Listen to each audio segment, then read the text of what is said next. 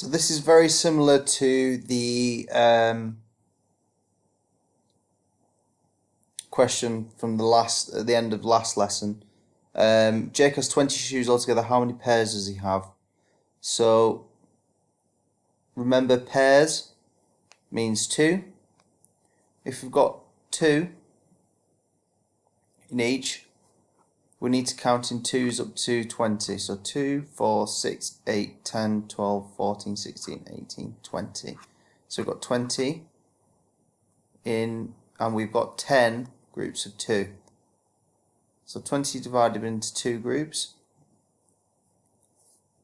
We've got there 2, 4, 6, 8, 10. And then we can swap those around. So 20 into sets of 10. 1, 2, 3, 4, 5, 6, 7, 8, 9, 10. Because of the fact that they are shoes, it's harder to put them into more clear arrays or something like that.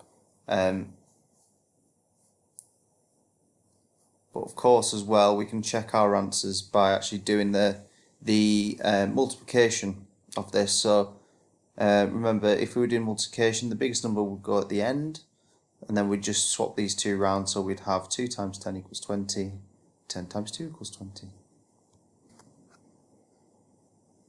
So next question, Jake has 25 sweets. He shares them between himself and 4 people. How many does each person have? So because it's himself and 4 other people, that means there are 5 people. So here we have the array. We've got 5 groups,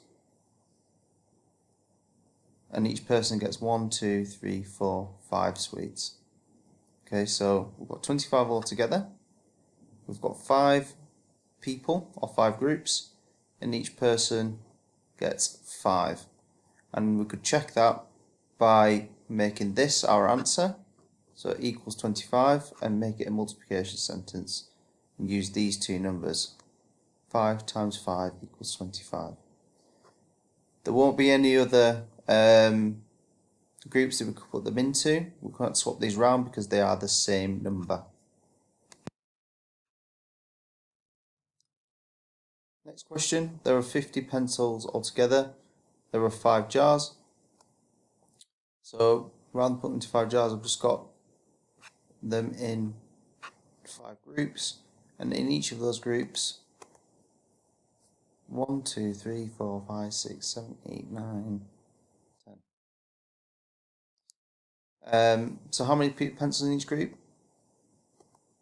10. Now, if there was another step to the question, so in this case there is, where we have how many in 3 jars. Because we know how many is in 1 jar, we can use our multiplication to count how many in 3 jars. So 10, 20, 30. Can you have a go at the questions now?